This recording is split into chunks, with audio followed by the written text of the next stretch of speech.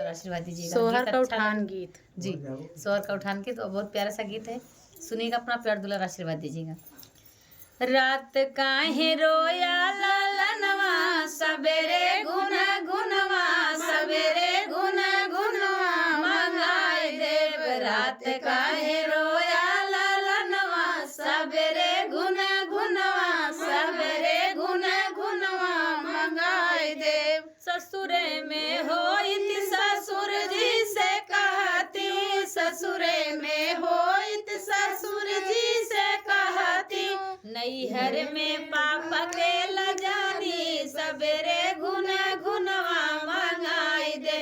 नैहर में पापा के लजानी, सबेरे गुन गुनवा मंगाई दे। रात काहे रोया ललनवा, सबेरे गुन गुनवा मंगाई दे। ससुरे में होइत भसुर जी से कहती, ससुरे में होइत भसुर जी से कहती, भसुर जी से कहती, भसुर जी से कहती। नैहर में चाचा से लजानी, सबेरे गुन गुनवा, सबेरे गुन गुनवा मंगाई दे।